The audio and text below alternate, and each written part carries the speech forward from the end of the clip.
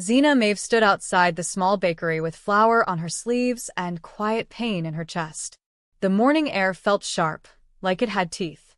Inside, the manager had said the words softly. "We can't keep you anymore." No shouting. No drama.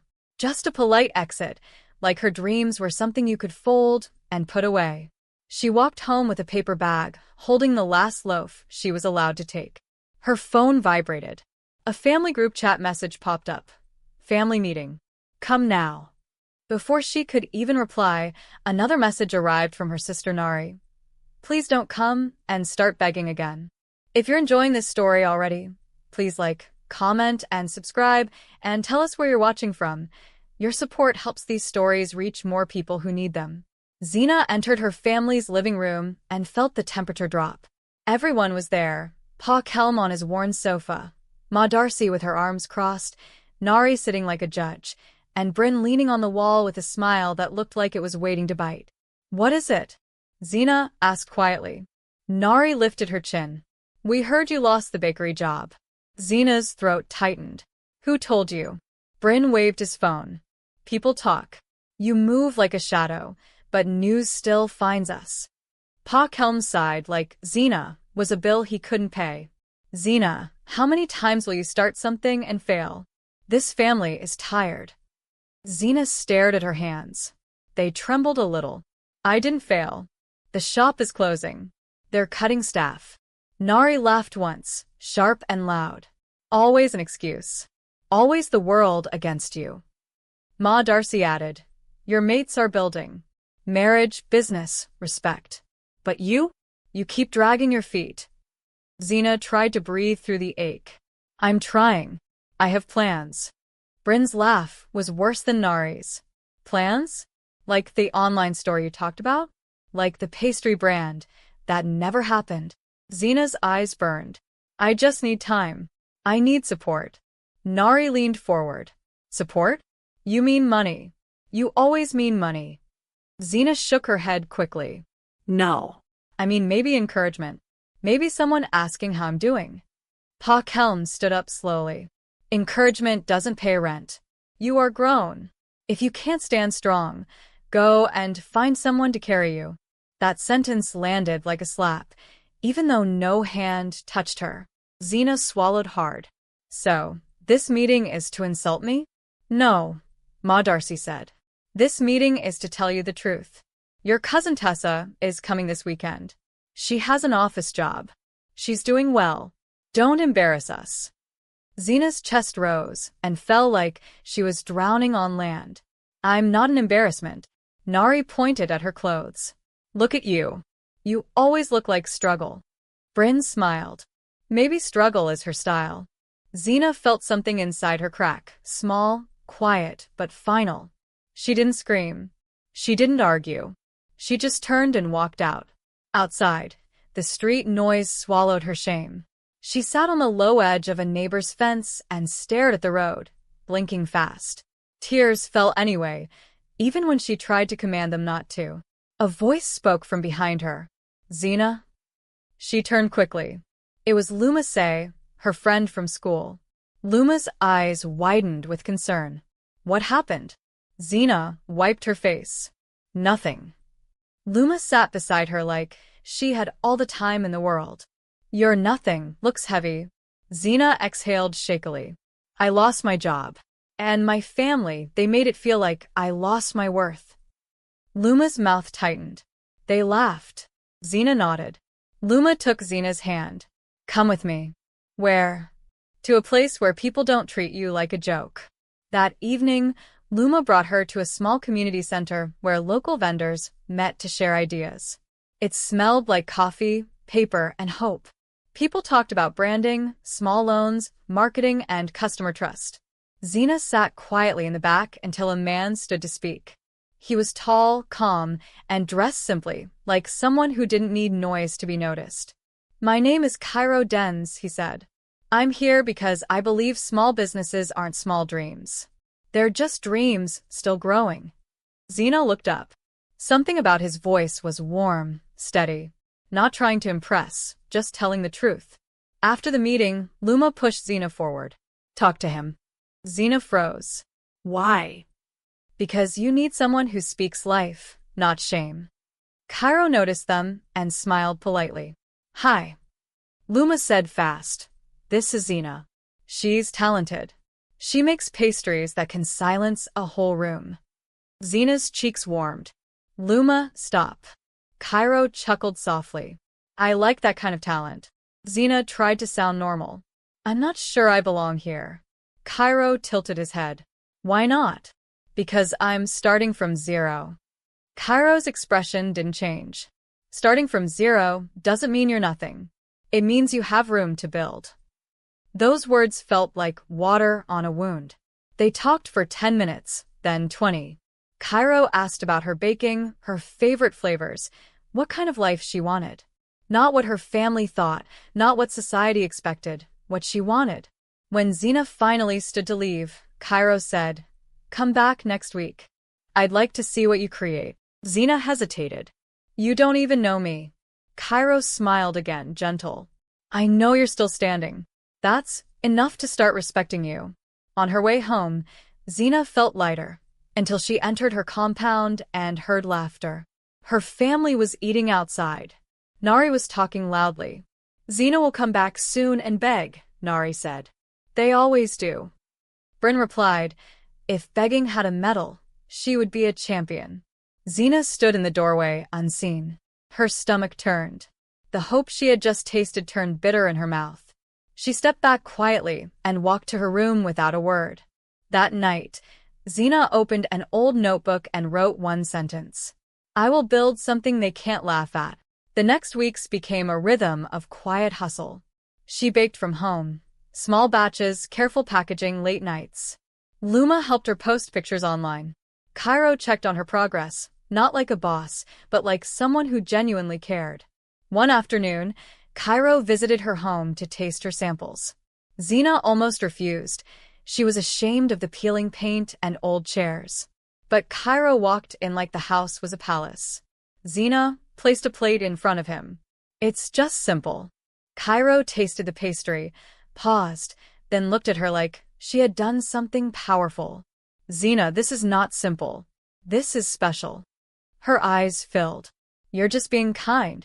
I'm being honest, he said. You have a gift, and gifts deserve space. Xena's voice shook. My family doesn't see it. Cairo leaned forward slightly. Then let the world see it. Let your work speak until even the deaf can hear. Xena smiled through tears. For the first time in months, she felt like her heart had a place to rest. But life didn't wait for her to heal fully. 2 days later, her Aunt Tessa arrived with new clothes, a big voice, and a small mind. At dinner, Tessa looked Xena up and down. So you're still doing nothing? Xena held her fork tightly. I'm working on something. Tessa laughed. Oh, a dream again. Your dreams are always hungry. Nari joined in. She likes fantasies. Xena's face went hot. Pa Kelm said, Xena, just listen. You need stability. This business talk is noise. Xena stood slowly. Her chair scraped the ground, loud enough to silence them for a moment. I'm not noise, Xena said. Her voice was calm, but it carried. And I'm not your joke. Bryn scoffed. Then prove it. Xena nodded once. I will. She walked out into the night and called Cairo with shaking fingers. When he answered, she tried to sound strong, but pain leaked into her words. Cairo, I don't know if I can do this. Cairo's voice came steady. Yes, you can. Tell me where you are. I'm outside. Stay there, he said. I'm coming.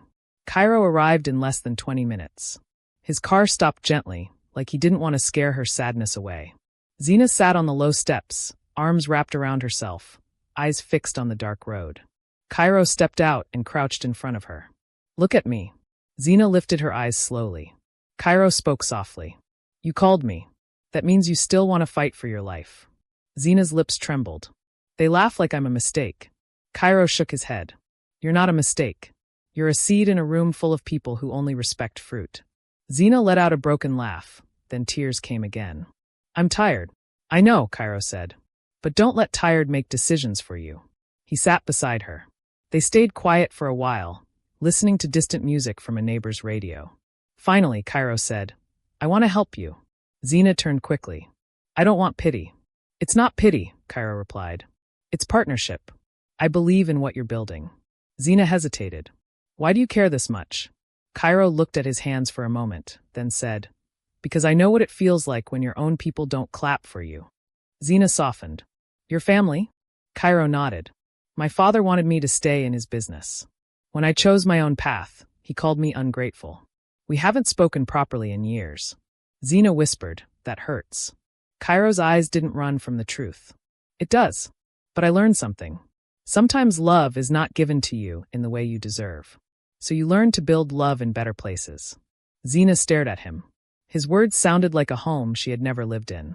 The next day, Cairo invited Zena to his small office space, a bright room with a desk, shelves, and a board full of plans. He introduced her to a printer, a designer, and a delivery guy. This is too much, Zena said, overwhelmed. Cairo smiled. It's not too much. It's just organized help. Zena's heart thudded. Why are you investing in me? Cairo leaned closer, voice low but careful. Because I like you, Zena. And I respect you. Zena's breath caught. Like me how? Cairo paused. Like someone I think about after meetings. Like someone I want to see win. Like someone whose smile feels like sunlight. Zena's eyes widened. She didn't know what to do with a confession that gentle. Her voice was small. I don't have much to offer. Cairo smiled. You offer honesty, an effort, and a kind heart. Those things are not small. Over the next month, Zena's brand grew. Customers posted reviews. People began to order for birthdays and weddings. Her hands stayed busy, but her heart started to heal. Cairo didn't rush her. He didn't touch what she didn't offer. He just showed up, sometimes with supplies, sometimes with silence, sometimes with jokes that made her laugh when she thought she couldn't.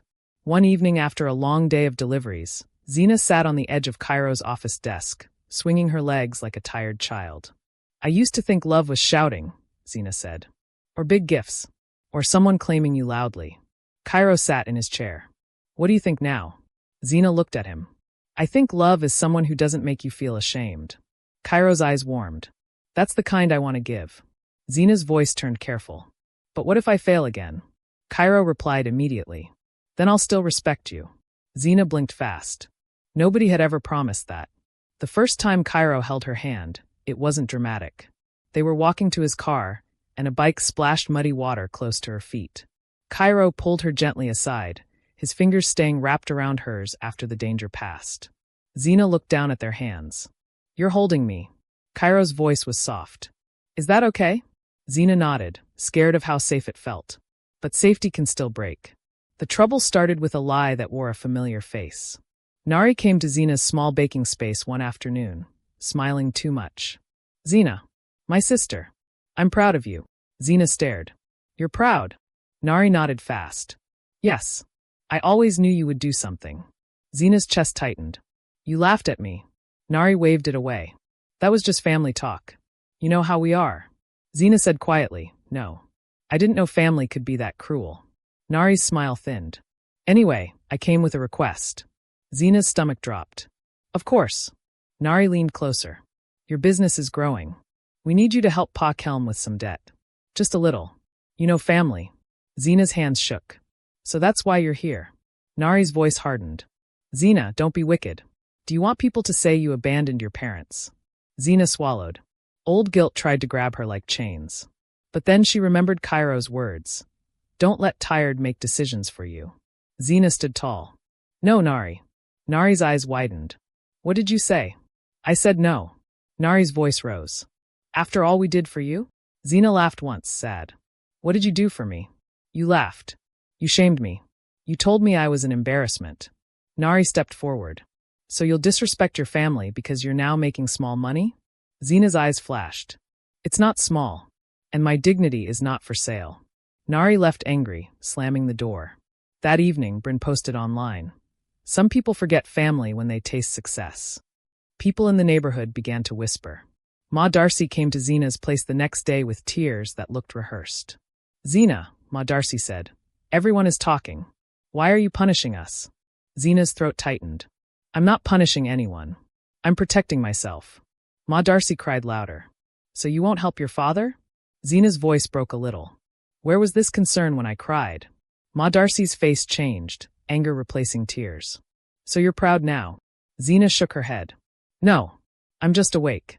When Cairo heard, he came immediately. They're trying to control you with guilt, he said.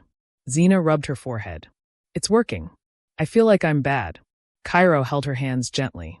Listen to me. Setting boundaries doesn't make you bad. It makes you safe. Zena whispered. I'm scared they'll ruin my name. Cairo replied. Then let your work answer for you. But the family didn't stop at rumors. One morning, Zena got a call from a client. I heard you take money from people and don't deliver. Zena froze. What? That's not true. The client said. Someone sent screenshots. Zena's heart pounded. She checked her business page and saw fake messages, fake complaints, and a new post claiming her pastries caused illness. Her hands shook so hard her phone almost fell. Cairo, she cried. He arrived and scanned everything, jaw tight. This is sabotage. Zena's voice trembled. Who would do this? Cairo looked at her carefully, like he didn't want to say the answer. Zena already knew. Her family.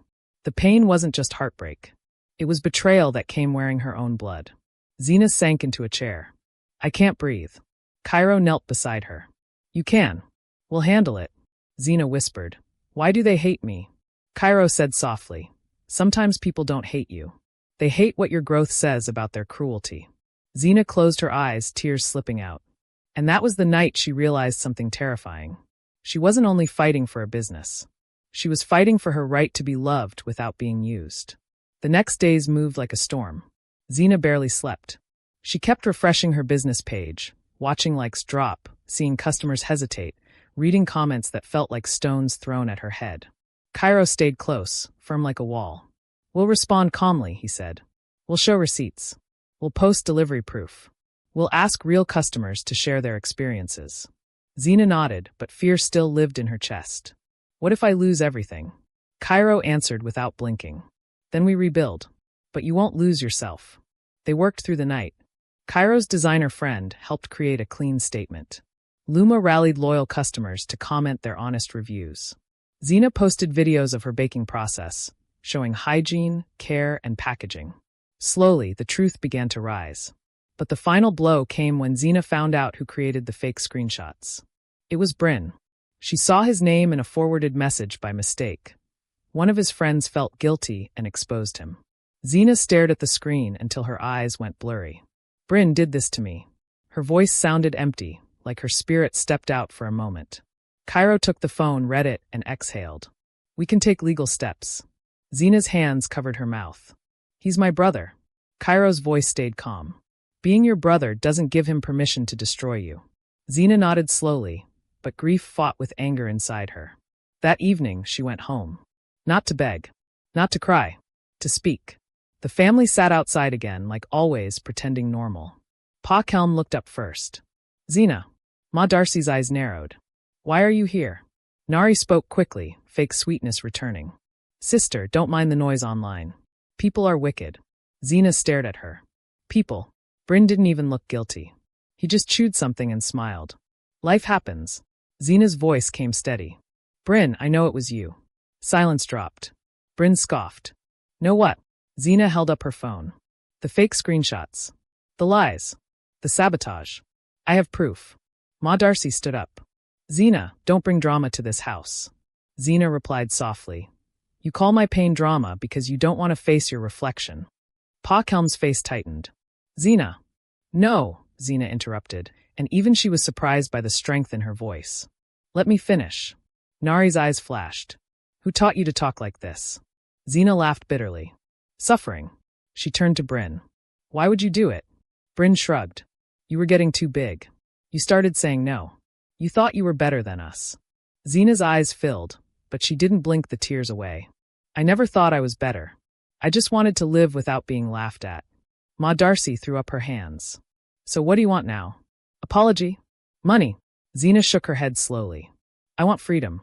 From your control. From your cruelty. Pa Kelm's voice lowered.